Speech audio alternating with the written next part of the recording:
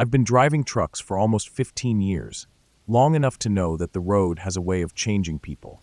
Some guys lose their minds from loneliness, talking to their radios like they're old friends. Some go down the wrong path. Drugs, drinking, bad habits that make long hours easier but shorten their lives. And then there are the stories that no one wants to admit to, things seen on the road that don't make sense, things that make even the toughest drivers lock their doors at night. This is one of those stories. It happened in Texas, late summer. The air was thick with humidity, heat still clinging to the asphalt even though the sun had set hours ago. I was running a haul from Houston up toward El Paso, about halfway through my shift. The road stretched ahead of me in long, empty miles, the kind of nothingness that makes a man feel like the last person on earth. Somewhere between Abilene and Odessa, I saw him. A man walking along the shoulder, thumb out. Normally, I don't stop. I don't care how desperate someone looks. Hitchhikers are a gamble, and I'd heard too many bad stories. But this guy was different. He was wearing a suit, or what was left of one. The jacket was torn at the elbow, the collar stained dark with sweat. His pants were shredded at the knees, his shoes barely holding together. And the strangest part, he was clean-shaven, his hair neatly combed. Something about that didn't sit right with me. A man wandering the Texas highways in a ruined suit, looking like he just walked out of a board meeting gone horribly wrong. I had about 5 seconds to decide. I was already slowing down, headlights sweeping past him as he turned to look at me. His face was pale in the glow of my high beams, expression blank. I should have kept driving, but instead I pulled over. I leaned across the cab and popped the door open. "Where you headed?" I asked. The man climbed in without a word, closing the door behind him. Up close, he smelled like sweat and dust, but not like a man who'd been on the road for long. No sour stench of old clothes, no stink of alcohol. Just heat and dirt. He buckled his seatbelt, then finally spoke. "Wherever you're going." Something about the way he said it sent a chill up my spine. Not casual, not grateful, just flat. Like he didn't care. I pulled back onto the highway, keeping one eye on the road and the other on him. "You got a name?" I asked. Silence. His hands rested on his lap, fingers twitching slightly. He was clutching something inside his jacket, shifting it every few minutes. I told myself it was nothing. A wallet maybe. A nervous habit. But my gut was screaming at me. I tried again. "Where you coming from?" He turned his head slowly to look at me. Not blink, just turned. "Nowhere." I let the silence settle after that. The miles dragged on. The hum of the tires on pavement, the occasional flicker of another vehicle passing in the opposite lane. My CB radio crackled, but no one was talking. Just static. I stole glances at him when I could. He never moved, except for his fingers, still gripping something inside his coat. I tried to shake the paranoia. Maybe he was just a guy down on his luck, embarrassed to talk. Maybe he had nothing left but the clothes on his back. But if that were true, why was he so clean? Finally, I made a decision. I'd pull into the next rest stop and tell him I needed to check something on my trailer. Give him a chance to get out, maybe offer him a couple of bucks and send him on his way. But when I reached the next rest stop, it was completely deserted. Not a single truck, car, or even a damn vending machine light. Just an empty lot and a couple of dim streetlights flickering weakly in the humid air. I kept driving.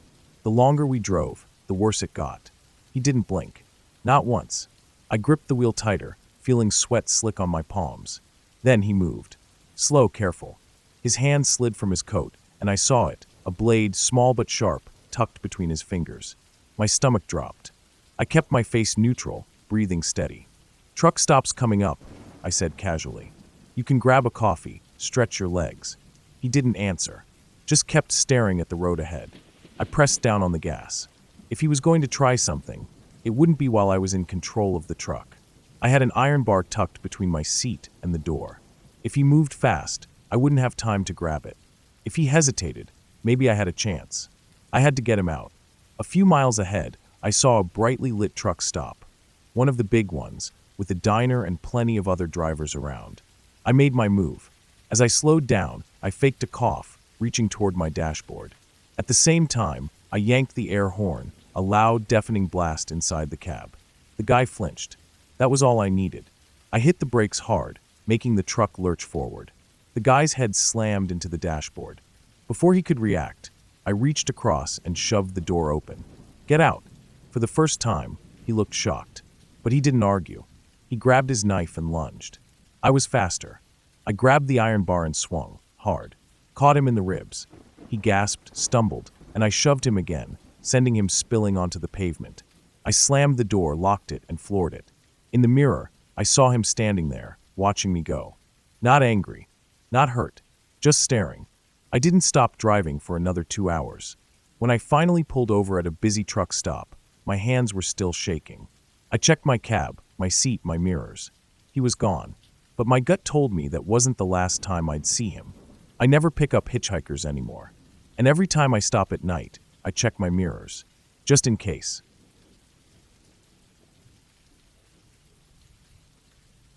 Truck driving is lonely. It's just you, the highway, and the endless hum of the engine. The nights stretch long, the miles blend together, and sometimes the loneliness gets so thick you swear you can hear it whispering in your ears. That's why, when you get the chance to run with a convoy, you take it. Safety in numbers. It's easier to stay awake when you've got a few other drivers on the CB radio, talking about their hauls, their lives, the best diners along the way. That night, I was running a long haul from Reno, Nevada to Denver, Colorado, a straight shot on I-80 East, then down I-25 South. The route was familiar, but the road was dark, stretching endlessly through the vast, empty nothingness of the Nevada desert. It was just past midnight when I spotted the convoy. 4 rigs, all heading east, moving smooth and steady. I clicked my CB radio to life. "Mind if I join the party?" A voice crackled back. "The more, the merrier." And just like that, I had company for the night. Convoys form fast. It doesn't take much, just a nod, a radio check, and the silent agreement that we've got each other's backs. The lead truck was a red Peterbilt, driven by a guy named Mac, deep voice, southern accent. Good guy. Behind him was a black Kenworth, driver named Roy, older guy, talked slow, but every word carried weight. Then there was a blue Freightliner, driven by Skeeter, said he was from Arkansas, constantly chewing tobacco. Last was a white Volvo, driven by a guy who only went by T. Didn't talk much, but he laughed when the others cracked jokes. And then there was me, rolling in at the back. We talked about everything: bad weather, truck stop food, the dumbest mistakes we'd made on the road. The miles flew by as we crossed into Utah. I remember thinking how comfortable I felt. Then, right around 2 a.m., everything changed. It started with the radio static. Mac was in the middle of a story about some bar fight in Texas when his voice cut out. Just dead air. I waited for him to come back on, but nothing. "Y'all hear that?" I asked. Silence. I tried again. "Mac, Roy, Skeeter, T." Nothing. Not even static. Just empty silence. I checked my CB, still on the same channel. Maybe a dead zone, but I'd driven this stretch before, and I'd never lost signal like this. That's when I noticed the road felt wrong. I checked my mirrors. The convoy was gone. I hit my high beams, scanning the highway. There was no exit, no turn-off, nowhere they could have gone. Just empty desert stretching on both sides. I should have been able to see their taillights. At least one of them. But the road behind me was black. Too black. It was as if they had never been there at all. My stomach twisted. Maybe I'd zoned out. Missed them taking an exit? But that didn't explain the radio silence. Didn't explain why I hadn't seen so much as a brake light fade into the distance. I grabbed my CB again. "Mac, you there?" "Anybody." Static. Then, a whisper. So faint I almost didn't hear it. "Keep driving." The words sent a chill down my spine. Who the hell just said that? 5. The desert stretch. I eased my foot off the pedal, slowing down. Something felt off about the road. The temperature in the cab had dropped. Not normal, not at this time of year. I glanced at my fuel gauge. Half a tank. I could make it to the next truck stop. If there was a next truck stop. For the first time, I noticed the highway signs were missing. No mile markers. No exit signs. No speed limit signs. I checked my GPS. No signal. That was impossible. Even in the most remote stretches of highway, my rig's GPS never completely cut out. But the screen showed nothing, just a blank map, like I wasn't even on a road anymore. A fresh wave of unease rolled over me. I was completely alone. Or at least, I thought I was. Then I saw it. A figure standing in the middle of the highway. At first, I thought it was a deer, but as I got closer, I realized it was a man. Just standing there. I gripped the wheel, debating whether to stop or swerve. I flashed my high beams. He didn't move. didn't flinch, and as I got closer, I saw his face. Or rather, I didn't. His face was just empty. No eyes, no nose, no mouth. Just smooth skin where a face should be. I floored it. The truck roared forward, my heart hammering in my chest. At the last second, I closed my eyes, bracing for impact. Nothing. When I looked in the mirror, he was gone. I drove. Fast. My hands were sweating, gripping the wheel like a lifeline. The odometer ticked on, but the highway never changed. No signs. No exits. No gas stations. Just an endless stretch of black road and desert. I kept my CB on, listening. Hoping. Then, help. The voice was faint. Weak. Don't stop, keep driving. It was Mac. Mac, where are you? I yelled. Static. Then, not real. Then silence. I don't know how long I drove. Hours? Minutes? Time felt wrong. Then suddenly, a sign. Rest area, 1 mile. I slammed the brakes, heart pounding. A rest stop meant people. Light. Reality. The moment I crossed the mile marker, my CB crackled back to life. That's crazy, man, Skeeter was saying. I nearly swerved off the road. Guys, where the hell are you? I yelled. Mac's voice came through. Right here, man. You good? I checked my mirrors. The convoy was back. 4 trucks rolling steady behind me, like they had never left. The signs were back. My GPS showed the correct route. I was back. At the next truck stop, I pulled in shaking. The other guys parked beside me like it was just another night. I jumped out. Where the hell did you guys go? Mac frowned. What are you talking about? I told them everything. They looked at me like I was crazy. We've been here the whole time, Roy said. You just stopped talking for a while. Skeeter nodded. Figured you fell asleep or something. But I know what I saw. I know, for at least an hour, I was on a highway that wasn't real. And I wasn't alone. I still run that route sometimes, but never at night, and never alone.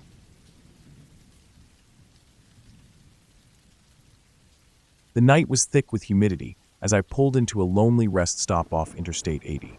I had been driving for nearly 11 hours straight, and fatigue was gnawing at me like a dull blade. The glowing green clock on my dashboard read 2:47 a.m., and my logbook told me I was due for a rest break. There were only a few other trucks parked in the lot, their engines humming quietly in the background. The dim yellow lights cast long, eerie shadows across the pavement. I picked a spot near the back, away from the other rigs, and shut down the engine. I let out a sigh, rubbing my eyes. My body ached from the long haul, but I was used to it by now. I reached over to grab a bottle of water from my cooler, then leaned back in my seat, contemplating whether I should sleep in the cab or stretch my legs for a bit. Something about this place made my skin crawl, though. Maybe it was the isolation. Maybe it was the way the trees beyond the lot swayed, just a little too much in the wind, whispering secrets to the darkness. I decided against getting out. Better safe than sorry. I locked my doors, pulled the curtain between the cab and the sleeper, and settled into my bunk. The distant sound of a passing car was the only noise that cut through the silence. My eyelids were heavy. I let sleep take me. I don't know what time it was when I woke up. It must have been close to dawn, but the sky outside was still black. It was the noise that woke me. Thump. A heavy, deliberate sound beneath my truck. I froze. My mind was sluggish from sleep, but my instincts kicked in immediately. That was not a random noise. It wasn't an animal. It wasn't the wind. It was something, someone. I held my breath, listening. For a long moment, there was silence. Maybe I had imagined it. Maybe exhaustion was playing tricks on me. And then, scrape. A slow, deliberate dragging sound from beneath the trailer. Every hair on my body stood on end. Someone was under my truck. I sat up slowly, careful not to make noise. My heart pounded so hard I swore whoever was beneath me could hear it. I reached for the flashlight I always kept in my sleeper, gripping it tightly. My mind raced through the possibilities. A thief? Possible, but why hide under the truck? A hitchhiker looking for a free ride? Risky, but not unheard of. Something worse? I swallowed hard, my throat dry. I needed to check, but I wasn't about to go outside alone. I shifted carefully toward the driver's seat, peeking out the windshield. The lot looked the same as before, empty, quiet. But I knew better now. Someone was out there. Or worse, someone was right beneath me. I grabbed my phone, debating whether to call 911. What would I even say? Hello, operator? There's a weird noise under my truck. No, that wasn't going to work. Instead, I decided to scare off whoever was under there. I reached forward and slammed my foot against the floor of the cab. Bang, bang, bang. A pause, and then movement. The scraping sound turned into a frantic shuffling, like someone was crawling backward fast. I leaned forward, straining to see through my side mirrors. And then I saw it. A hand. A pale, dirty hand gripping the edge of my undercarriage, just near the rear wheels. I barely had time to react before the hand disappeared, followed by a shadowy figure darting into the darkness. My breath hitched. I grabbed the keys, started the engine, and slammed it into gear. I needed to get out of there. Now, my truck lurched forward, tires kicking up gravel. I wasn't taking any chances. I didn't care if I ran over something, or someone. By the time I hit the main road, my hands were shaking so badly I could barely keep my grip on the wheel. I checked my mirrors again, my eyes scanning the lot behind me. Nothing. Whoever it was had vanished. But that wasn't the part that scared me the most. The part that truly made my blood run cold was the realization that whoever was under my truck had been there for a while. Maybe even before I pulled into the rest stop. I drove for another 30 miles before I dared to pull over at a well-lit truck stop. This one had plenty of people, plenty of cameras. I parked near the front, engine running, and finally let myself breathe. I stepped out, flashlight in hand, and crouched down to check under my truck. My legs felt unsteady as I lowered myself to the pavement. I almost wished I hadn't looked. There, scratched into the dirt and grease beneath my trailer, were marks. Fingernail scratches. Long, uneven lines where someone had clung desperately to the undercarriage. I stood up so fast I nearly lost my balance. My stomach twisted, my mind reeling. How long had he been there? Had he been waiting for me to stop? Had he been planning something worse? I didn't sleep that night. I still don't stop at rest areas when I'm alone. And I never, ever ignore strange noises under my truck.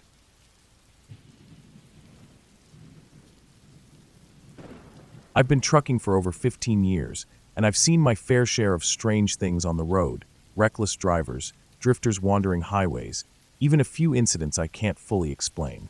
But nothing has ever shaken me quite like what happened that night on a remote mountain pass. It was late October, and I was hauling a load from Oregon to Utah.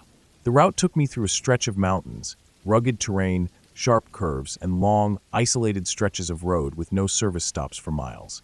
That night, the weather was cold, the air crisp, and fog had started rolling in as I made my way up the incline. Most truckers hate fog. It messes with your depth perception, makes headlights useless, and turns the world into a murky, shifting mess. I slowed my rig, keeping both hands steady on the wheel, eyes scanning the dark road ahead. The world outside was silent except for the hum of my engine and the occasional whisper of wind through the trees. Somewhere around 2 a.m., I rounded a tight bend and saw something that made my stomach drop. There, standing in the middle of the highway, was a child. I slammed my brakes, my heart hammering against my ribs. The truck's tires screeched against the pavement, the whole rig shuddering as it struggled to slow down. My headlights cut through the fog, illuminating the small figure standing directly in my path. A little girl. She looked about 6 or 7, barefoot, wearing a thin white nightgown that barely reached her knees. Her long hair hung limp around her face, dark and tangled. She didn't flinch as my truck bore down on her. I managed to stop just in time, no more than 15 feet from where she stood. My pulse was still racing, my breathing uneven. I expected her to react, flinch, cry, run. But she just stood there, staring at me. I flicked on my high beams, hoping to see more. The light caught the fog, but also revealed something chilling. The girl's feet. They were blue. The kind of blue that comes from exposure, from the cold creeping into your skin. This kid was out here, in the middle of nowhere, barefoot, wearing nothing but a nightgown in near-freezing temperatures. Something was very, very wrong. I reached for my CB radio. Breaker 19, any drivers on the line? Got an emergency here. Over. Static. No response. I was deep in the mountains, and reception was spotty at best. I checked my mirrors. Nothing but empty road stretching behind me. The highway was completely deserted.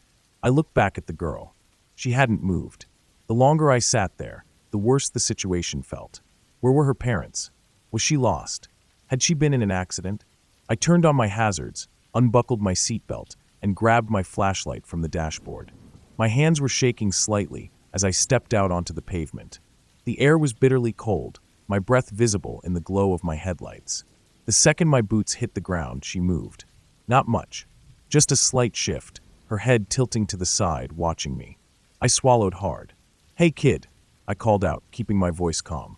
"Are you okay?" No response.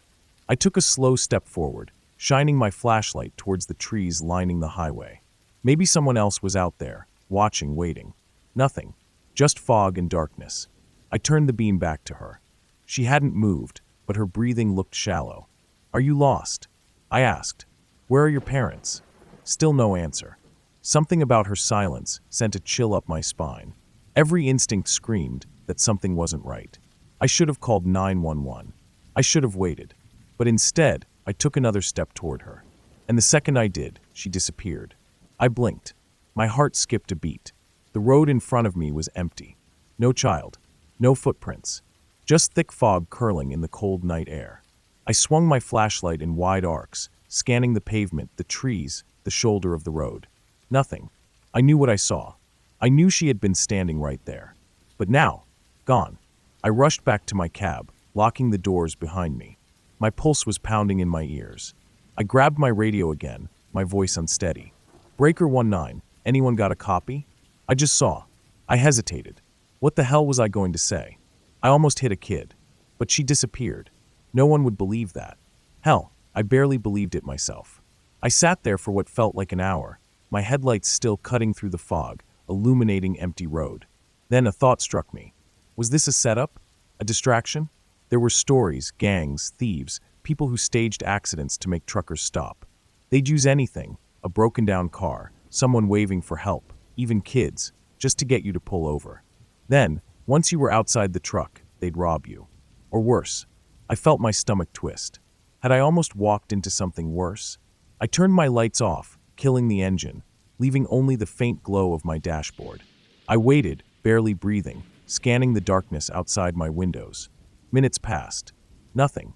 I kept my foot near the ignition, ready to floor it if I saw movement. But the road stayed empty, silent except for the occasional rustle of wind through the trees. Finally, I started my truck again, keeping my doors locked, my eyes locked on the road ahead. I eased forward, passing the spot where the girl had stood.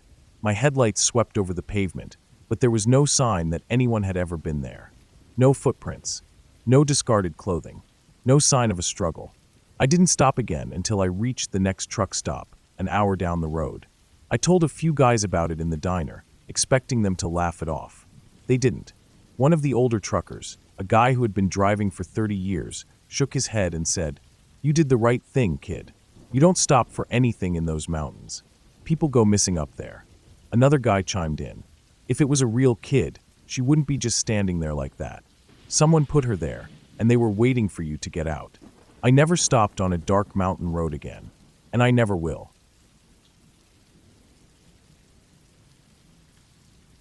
Truck stops are supposed to be a safe place for us. They're where we refuel, grab a bite, stretch our legs, and for those of us on long hauls, catch a few hours of sleep before getting back on the road. But after what happened to me that night, I don't think I'll ever feel truly safe at one again. This happened about 3 years ago. I was running a cross-country load, Arizona to Florida, and had been on the road for nearly 12 hours straight. I was exhausted. My eyes were burning from staring at the road too long, my body ached from sitting in the same position, and I knew if I pushed much further, I'd be risking falling asleep at the wheel. I found a truck stop just outside of Baton Rouge. Small, not one of the big-name chains, but it had decent lighting, a couple of other trucks parked there, and most importantly, it was quiet. I liked quiet. I didn't need a big, crowded truck stop with loud engines idling all night. I just needed to rest. I pulled into an empty spot toward the edge of the lot, far enough away from the gas pumps and store to avoid any foot traffic, but still within the glow of a single parking lot light. I did my usual routine, checked my mirrors, made sure my doors were locked, cracked my window slightly for ventilation, and then reclined my seat back just enough to get comfortable. I set my alarm for 3 hours. That's all I needed. Just enough to recharge before hitting the road again. It was the sound of footsteps that woke me. At first, I thought maybe I had imagined it. I sat up slightly, my pulse still slow with exhaustion, listening. The night was still. The hum of distant highway traffic, the occasional chirp of a cricket, the faint hiss of an idling truck a few rows away. Normal truck stop sounds. But then, there it was again. Soft, deliberate footsteps, moving around my truck. I stayed completely still, my breath shallow. It wasn't the heavy, casual walk of another trucker heading toward the store. It wasn't the scuffle of an animal sniffing around for food scraps. This was different. Slow. Careful. I reached for my phone, checking the time. 2:47 a.m. The truck stop had been nearly empty when I pulled in, and I hadn't heard another rig arrive. That meant whoever was out there had either been there the whole time, or had walked in from somewhere else. The footsteps stopped. I strained my ears, heart hammering now, waiting for them to continue. Nothing. Just as I started to relax, thinking maybe I was imagining things, I turned my head toward my driver's side window, and I nearly screamed. A man was standing there. Tall, thin, pale skin that almost glowed under the parking lot light. He was pressed right up against the glass, staring in at me, unblinking. My entire body went rigid. His face was expressionless. Lips slightly parted, eyes wide, locked onto mine. I've seen some weird things on the road, but this was different. There was something deeply, horribly wrong with the way he just stood there. He didn't tap on the glass. He didn't try the door handle. He just stared. For a long moment, neither of us moved. My brain was scrambling, trying to process what was happening. I wasn't parked in a hidden area. Why would someone be lurking like this at a well-lit truck stop? I forced myself to move slowly, my hand reaching toward the bat I kept on the passenger seat. The moment I moved, the man's head tilted slightly. Not in a normal, curious way. It was unnatural, almost mechanical. I don't scare easy, but something about this guy unnerved me to my core. I cracked the window, just enough to let my voice carry. "What the hell do you want?" He didn't answer. He didn't move. Just that eerie, blank stare.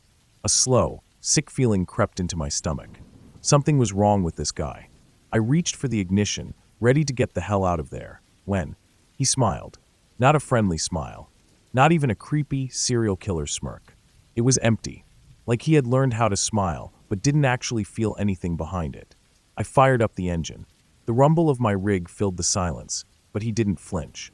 I threw it into gear. That's when he finally moved. Not away. Not startled. Just stepped back. Slowly. Like he was letting me go. I didn't hesitate. I hit the gas, rolling forward, watching him in my side mirror. He stood there, hands at his sides, that same unnatural smile plastered across his face. As I pulled out onto the highway, my heart was still hammering. I checked my mirrors over and over. He never followed. I drove for another hour before stopping again, at a well-lit, crowded truck stop this time. I parked between two other rigs and locked my doors. It took a long time to calm down, but eventually exhaustion took over. The next morning, I told a few other truckers about what had happened. One of the older guys frowned and said, "Was he tall? Pale? Thin?" I nodded. His face darkened. "Yeah," he muttered. "I've seen him before." I stared at him. "What do you mean?" The old trucker shrugged, but there was something uneasy in his expression. Just that a lot of guys have seen someone like that. Always late at night, always just standing there. Never says a word. He doesn't follow, doesn't attack, just watches. I never stopped at that truck stop again, but I still think about that man sometimes. And I still wonder, what the hell did he want?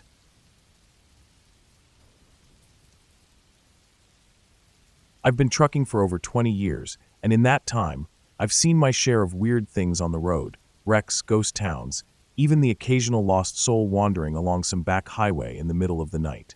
But nothing, and I mean nothing, ever got under my skin quite like the abandoned truck I found one October night outside of Kansas City. I was hauling a load of dry goods from St. Louis to Denver. It was a straightforward route, one I'd driven more times than I could count. The sun had set a few hours earlier, and I had the radio playing low, just enough to keep me alert as I cruised along I-70. The stretch of road was quiet, only the occasional set of headlights passing me in the opposite lane. Then I saw it.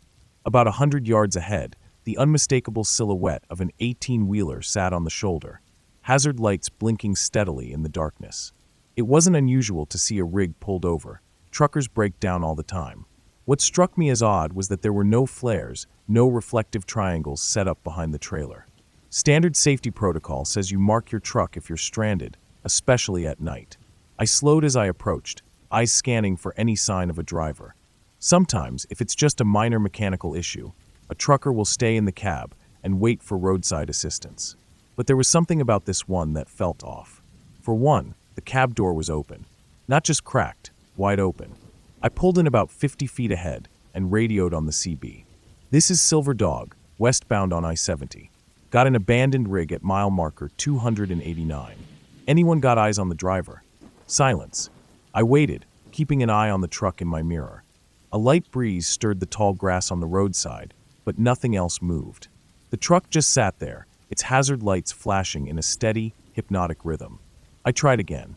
"Driver of the Peterbilt at 289, you out there?" More silence. I debated calling it in, but something gnawed at me, a curiosity I couldn't shake. Maybe the guy had walked off for help. Maybe he'd had a medical emergency and was lying somewhere nearby, needing assistance. I wasn't the type to ignore something like that. With a sigh, I set the parking brake, grabbed my flashlight, and climbed down from my cab. The air was crisp, carrying the distant scent of damp earth and diesel. My boots crunched over the gravel as I approached the other truck. Up close, I could see that the rig was a late-model Peterbilt, clean, well-maintained. The trailer was locked up tight, the back doors sealed with a standard freight tag. The company logo on the side was one I didn't recognize, but that wasn't unusual. There are thousands of independent haulers out there. What was unusual was the way the driver's seat looked inside the cab. I stepped onto the running board and peered in. The dashboard lights were still on, casting a faint glow over the interior. A half-eaten sandwich sat on the passenger seat, next to a still steaming cup of coffee. The keys were in the ignition, but there was no driver. No jacket draped over the seat. No logbook open on the dash. No signs of struggle, just an empty truck, running like someone had been there seconds ago and vanished into thin air. A chill crept up my spine. I turned, shining my flashlight around. The roadside was mostly flat, with a few patches of trees in the distance. If the driver had wandered off, I should have seen him, should have heard something. But there was nothing, just the steady blink, blink, blink of the hazard lights. I swallowed hard, my grip tightening on the flashlight. I'd seen plenty of breakdowns before, but this wasn't normal. I stepped down and circled the truck. The tires were fine, no sign of a blowout. No fluids leaking underneath. The only thing that stood out was a set of fresh footprints leading away from the driver's side door. They went about 10 feet, and then stopped. No return tracks. No scuffle marks. Just a clean break, like the guy had taken a step and then disappeared. I backed away, suddenly feeling exposed under the empty sky. Every instinct screamed at me to get back in my truck and go. But I had to call it in. I climbed back into my cab and grabbed my phone. Dialed the highway patrol. "Missouri Highway Patrol, what's your emergency?" "Yeah, this is Daniel Reeves, independent trucker. I'm pulled over on I-70, mile marker 289. Got an abandoned rig here, engine running, no sign of the driver." The dispatcher asked me a few routine questions: plate number, description, company name. I gave them everything I could. "We'll send a unit out," she said. "Can you stay on site until they arrive?" I glanced back at the Peterbilt. The hazard lights blinked on. Off, on, off, like a heartbeat. I didn't want to stay, but leaving felt worse. "I'll wait," I said. 20 minutes later, a patrol cruiser pulled up behind the Peterbilt, red and blue lights painting the asphalt. Two officers stepped out, one older, with graying hair, the other younger, fresh-faced. "You the one who called it in?" the older cop asked. I nodded. "Yeah." No sign of the driver. "Everything looks like he was here 1 second and gone the next." The younger cop checked the cab while the older one radioed in. I stood off to the side, arms crossed. Something about the whole situation made my skin crawl. Then the younger cop swore under his breath. "Sir," he called to his partner, "you need to see this." I stepped forward as the older cop climbed up into the cab. He was silent for a long moment. Then he muttered something I couldn't hear. "What is it?" I asked. He turned, his face grim. "Logbook's missing." So the only thing left on the dashboard is a folded piece of paper. The younger cop handed it to him. He unfolded it, holding it under his flashlight. I watched as his expression darkened. "What does it say?" I asked. He hesitated, then read it aloud. "It's watching." A silence fell over us. Then, from somewhere far off in the darkness, a low, guttural sound echoed across the highway. Not a coyote. Not the wind. Something else. The younger cop stiffened. "Did you hear that?" I nodded, throat dry. The older cop turned to me. "You saw the footprints, right? The ones that just stopped." "Yeah." He exhaled through his nose, like he was trying to process something that didn't make sense. "We'll take it from here. You should get back on the road." I didn't argue. As I climbed into my truck, I glanced in the mirror one last time. The two cops stood by the Peterbilt, shining their flashlights into the darkness beyond the shoulder. Their faces were tense. I put my rig in gear and pulled away. The last thing I saw before the Peterbilt disappeared into the night was that single scrap of paper fluttering in the breeze. It's watching. I don't know what happened to that driver. I don't think I ever want to.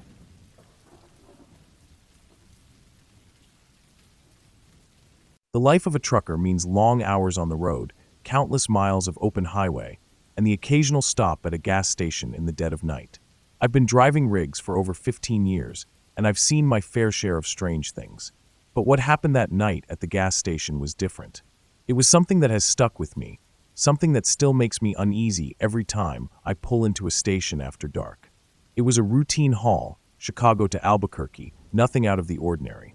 I had been on the road for hours, the hum of the tires against the asphalt a constant companion. The dashboard clock read 2:57 a.m.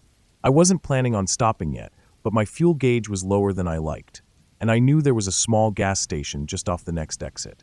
I had been to this one before. A quiet little station off I-40, barely a dot on the map.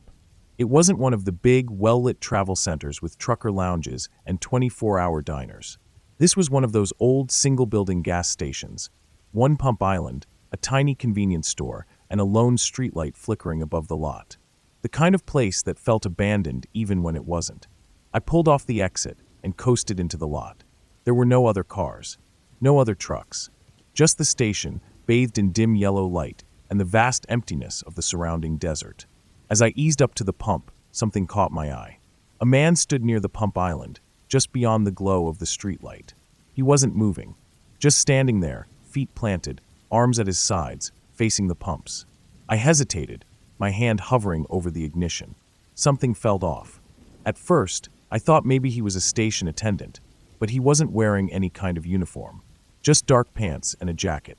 His face was shadowed, the weak light not quite reaching him. I shook off the unease, chalking it up to exhaustion. This was a gas station. People stopped here. Maybe he was just a guy waiting for a ride, or stretching his legs after a long drive. Still, I kept my cab doors locked as I stepped out. The night was silent. No wind. No crickets.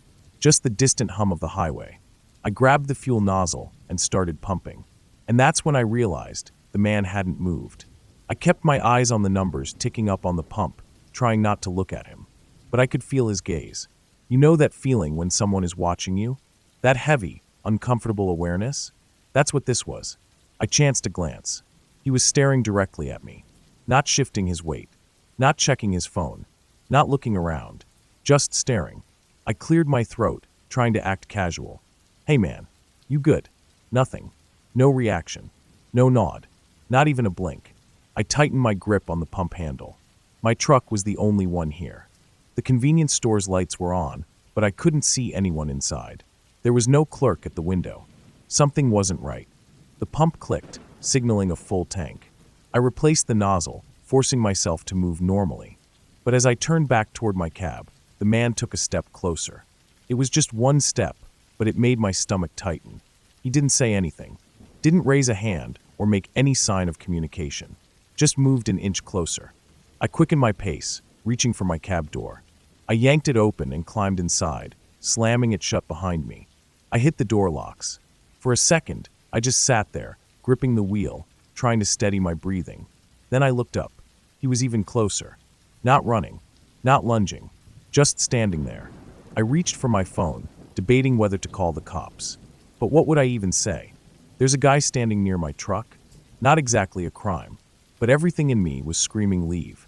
Now, I put the key in the ignition, started the engine. He didn't move, didn't flinch, just kept staring. Then, as I put the truck in gear, he smiled. Not a friendly smile, not even a crazy, unhinged grin. Just a slow, deliberate smile that never reached his eyes. Like he knew something I didn't. Like he was waiting for something. And then he took another step forward. I didn't wait to see what he'd do next. I floored it. The truck lurched forward, tires screeching against the pavement. As I pulled out onto the empty road, I checked my side mirror. The man was still standing there, watching me leave. I didn't slow down, didn't look back again. I drove until I reached a well-lit truck stop 30 miles away, surrounded by other rigs and people. Only then did I let out the breath I hadn't realized I was holding. I sat there for a long time, engine idling, trying to shake the feeling that I had just escaped something very, very bad. I told myself it was nothing, just a weird guy at a gas station. But something about it still didn't sit right with me. The way he just stood there, the way he never blinked, the way he smiled as I left. A few days later, curiosity got the better of me. I looked up that gas station online. It had shut down a year ago. No employees, no open registers, no reason for anyone to be there. But I had fueled up. I had used the pump. I still don't understand it. I don't think I want to. All I know is, I never stop at isolated gas stations after dark anymore.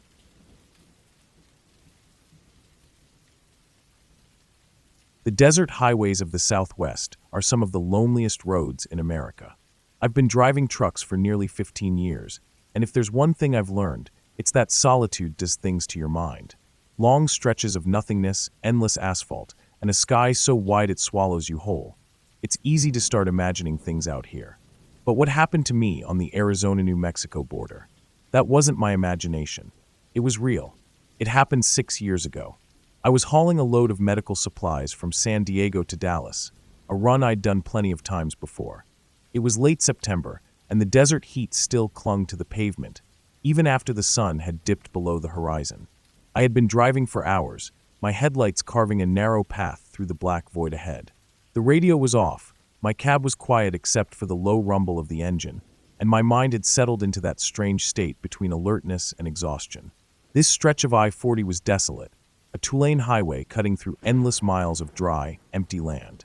No streetlights, no gas stations for miles, just the occasional mile marker and the dim glow of my dashboard. I hadn't seen another car in nearly an hour, not even a distant pair of headlights in my mirrors. It was just me and the road. Then I saw him. At first, he was nothing more than a shadow in the distance.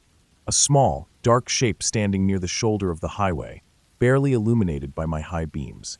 As I got closer, the shape took form, a man, standing completely still at the edge of the road. No car, no backpack, no belongings, just standing there, arms at his sides, facing my truck. I instinctively eased off the gas. Something about him made my stomach tighten. He wasn't waving for help. He wasn't trying to flag me down. He was just standing there. My headlights hit him full on, and for a brief second, I saw his face. Or rather, I didn't. His skin was pale, almost gray in the harsh light, and his eyes were black. Not dark brown, not shadowed by the night, pure black. No whites, no pupils, just empty, black void staring straight at me. The moment my headlights hit him, he stepped onto the road. I reacted purely on instinct. My foot slammed on the brake, my hands yanked the wheel right, sending my truck veering toward the shoulder. The tires screamed against the asphalt as I fought to keep control. The trailer fishtailed slightly, but I managed to keep from jackknifing. I swore, my heart hammering in my chest, and threw a glance in my mirrors. He was gone. I sat there for a moment, my hands gripping the wheel so tightly my knuckles ached. My breathing was ragged, adrenaline burning through my veins. I scanned the road behind me. My taillights cast a dim red glow over the pavement, but there was nothing.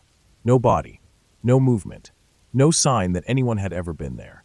I checked the shoulder, my eyes sweeping the barren desert landscape on either side of the road. Nothing but dirt, rocks, and scattered shrubs. I hadn't hit him. I was sure of that.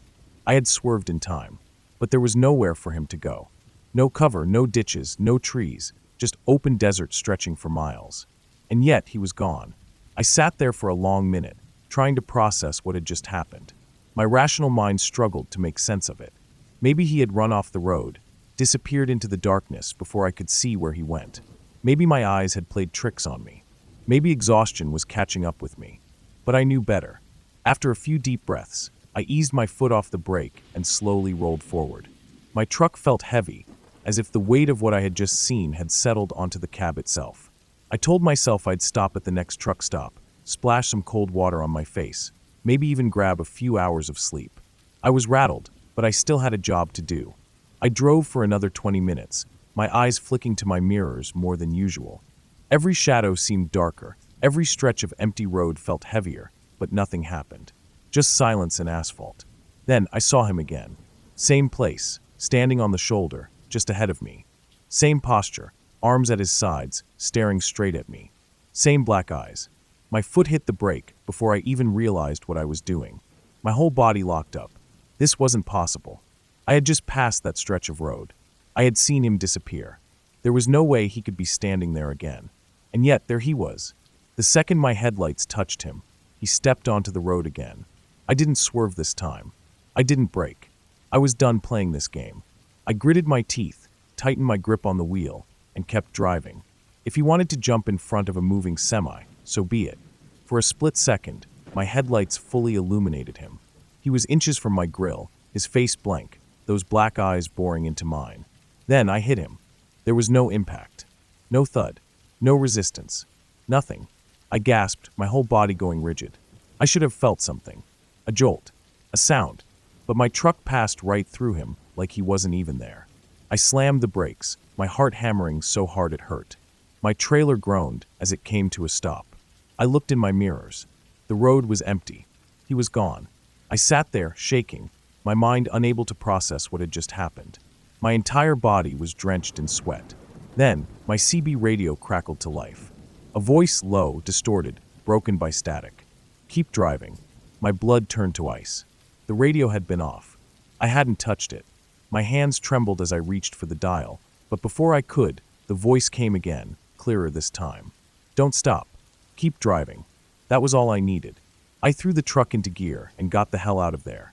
I didn't stop until I hit Gallup, New Mexico.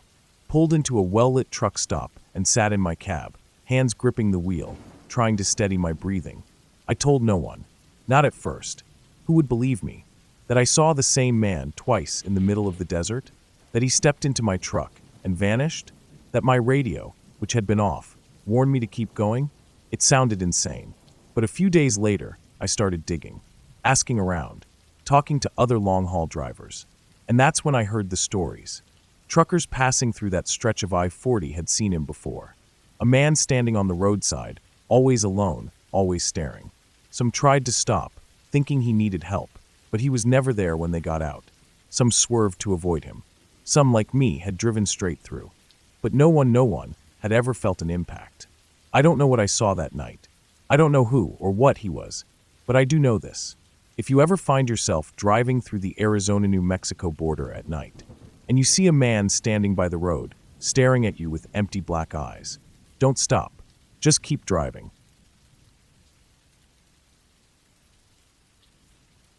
I've been driving long haul for nearly 2 decades, and in that time, I've seen my fair share of strange things. Accidents that make no sense, hitchhikers standing in the middle of nowhere, and even the occasional convoy of trucks that just disappears into the night. But nothing. Not the ghost stories truckers tell over the CB.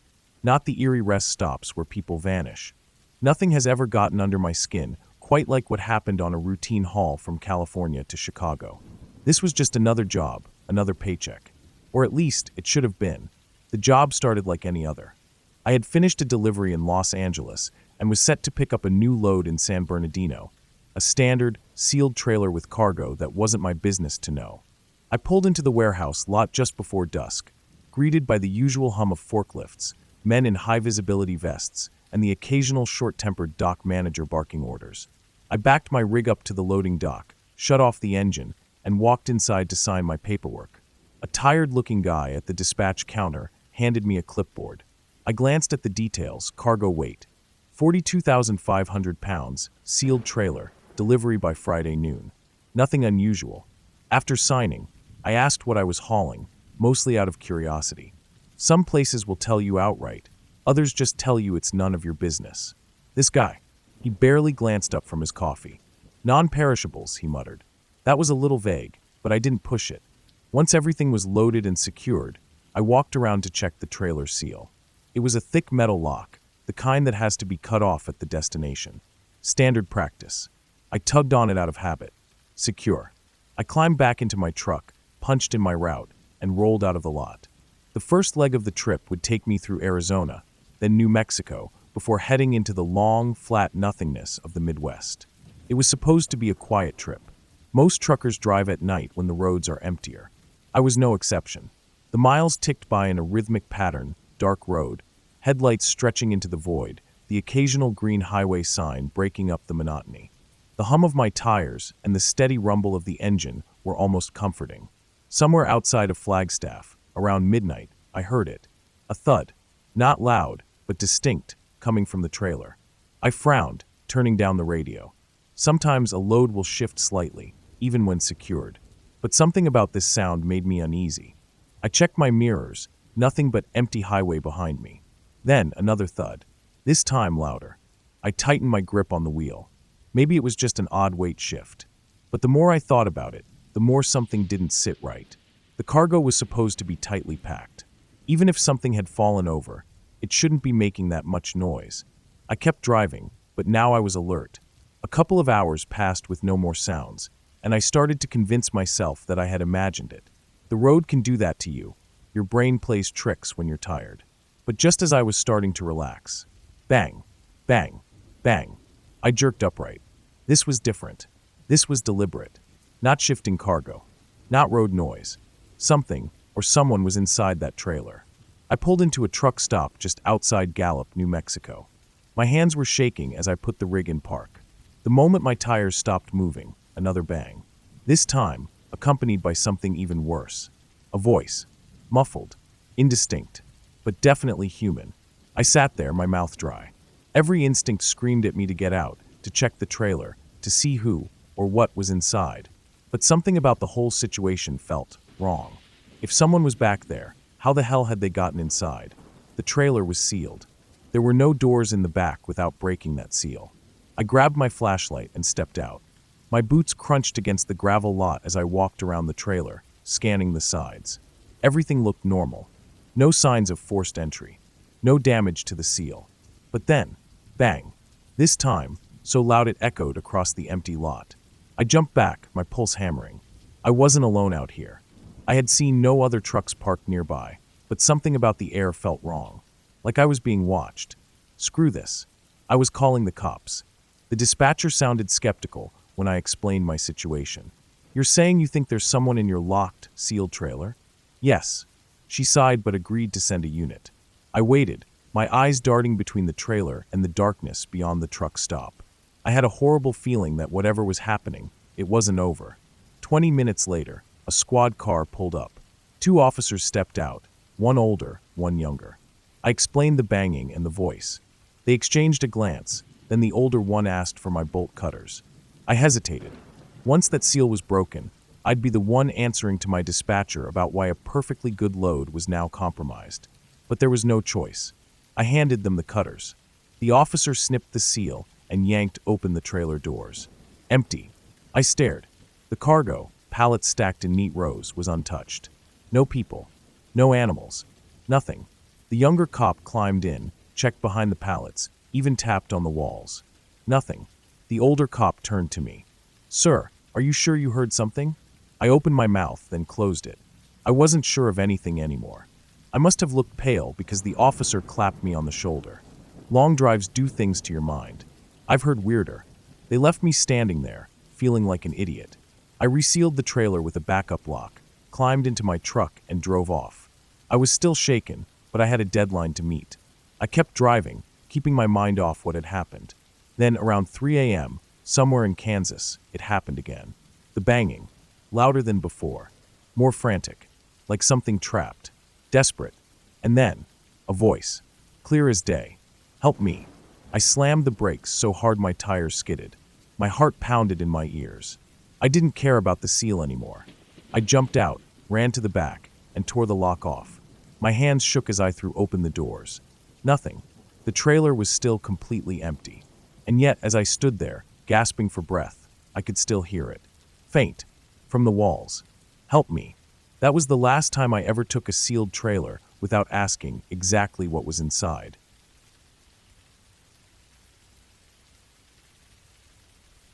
I had been on the road for nearly 14 hours.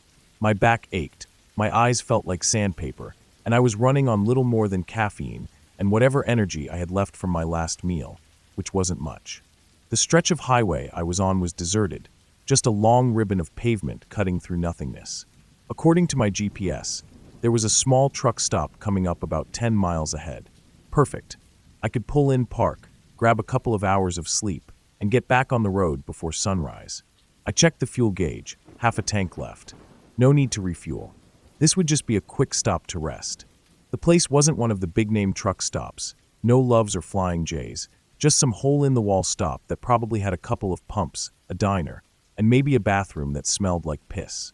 Still, I was too tired to be picky. The sign appeared on the side of the road a few minutes later, a faded green board with white reflective letters. Truck stop, 1 mile. No brand, no logo, just those words. I turned on my blinker and pulled off onto the exit ramp, the road narrowing to a two-lane stretch that led to a dimly lit lot. That's when I first noticed something felt wrong. The place was run down, like it had been built decades ago and never updated. The overhead lights flickered weakly, casting long, distorted shadows.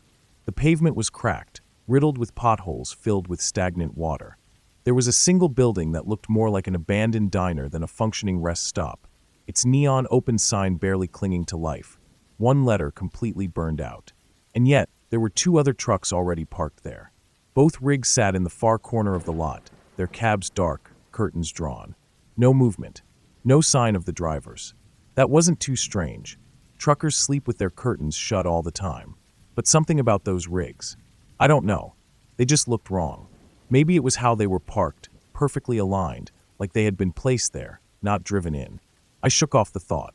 I was too damn tired to be thinking like that. I found a spot a little away from the other trucks, killed the engine, and let out a long breath. I was asleep within minutes. I woke up to knocking. It was soft at first, like someone lightly tapping on the side of my cab. My mind was sluggish, caught between sleep and awareness. I groggily reached for my phone. 3:27 a.m. I listened. Knock, knock, knock. It was coming from the passenger side. My first thought was that another trucker was trying to get my attention, maybe warning me about something, low tire, trailer issue, whatever. But the knocking wasn't firm. It wasn't the kind of knock you'd expect from another driver. It was too gentle, almost hesitant. I pulled the curtain back slightly and peered out. No one was there. A cold prickle ran down my spine. I leaned forward, checking the mirror. The dim lot looked exactly the same. The 2 trucks in the corner still sat silently in their spots. Maybe I imagined it. Then it came again. Knock, knock, knock. But this time, it wasn't at the passenger door. It was at the back of my trailer. A chill ran through me. I sat there for a few seconds, gripping my blanket, my ears straining. Then silence. I debated whether to check it out. Part of me wanted to just ignore it, pull the blanket over my head, and go back to sleep. But another part of me, the trucker part, knew that ignoring strange sounds was a good way to end up with stolen cargo, or worse. So I grabbed my flashlight and slowly unlocked the door. The second I did, the knocking stopped. I stepped out cautiously, my boots crunching against the gravel. The air was deathly still, no wind, no crickets, nothing. Just eerie, suffocating silence. I walked to the back of my trailer, shining my light along the doors. Nothing. No signs of forced entry. No scuff marks. No footprints. I was about to chalk it up to exhaustion, messing with my head, when my flashlight caught something in the dirt. Footprints. But they weren't leading to my truck. They were leading away. And they stopped, mid-stride, like whoever made them had just vanished. I felt my stomach tighten. I've been driving for a long time, and I've seen some weird things. Meth heads wandering truck stops, guys trying to siphon fuel in the dead of night, even a few attempted break-ins. But I had never seen footprints that just stopped. I took a shaky breath and scanned the lot again. The other 2 trucks sat in the same positions, silent as tombstones. I decided I had enough. I walked back to my cab, locking the doors the second I climbed in. I turned the key, the engine roaring to life, and checked my GPS. I didn't care how tired I was getting the hell out of there. That's when I noticed something that made my skin crawl. The truck stop wasn't listed. Not on my GPS, not on Google Maps, nothing. I had stopped at plenty of small, off-the-grid stations before, but they always showed up on some system. This place, It was like it didn't exist. My hands felt cold on the wheel. I glanced at the two other trucks one last time before pulling out. Their cabs were still dark, motionless. But as I passed them, my headlights briefly illuminated the windows, and I saw faces. Not moving, not blinking, just staring. I slammed my foot on the gas. I drove for an hour before I finally stopped at a real truck stop, a big, well-lit one with dozens of rigs and people walking around. I parked, got out, and just stood there, breathing in the normalcy. The distant hum of conversations, the clatter of dishes from the diner, the rumble of idling engines, it was comforting. I went inside, grabbed a coffee, and sat at the counter. An older trucker next to me struck up a conversation, and I told him about the place I had stopped earlier. As soon as I mentioned it, his expression changed. "You said it was a small stop? 2 trucks parked there already." "Yeah," I said. Place looked like it hadn't been touched in years. He exhaled slowly, shaking his head. "That stop closed down over a decade ago," he muttered. "A couple of truckers were killed there. No one ever found the guy who did it." I felt my blood turn to ice. "Wait, what?" I croaked. He nodded grimly. "Last guy who stopped there swore he saw people inside the abandoned trucks, just staring. No one believed him. But he said the same thing you did. Place wasn't on any maps. He drove past a week later, and it was just an empty lot." I stared at him, my coffee forgotten. I don't know what happened that night. I don't know what I saw in those trucks. But I do know one thing. That truck stop was never there.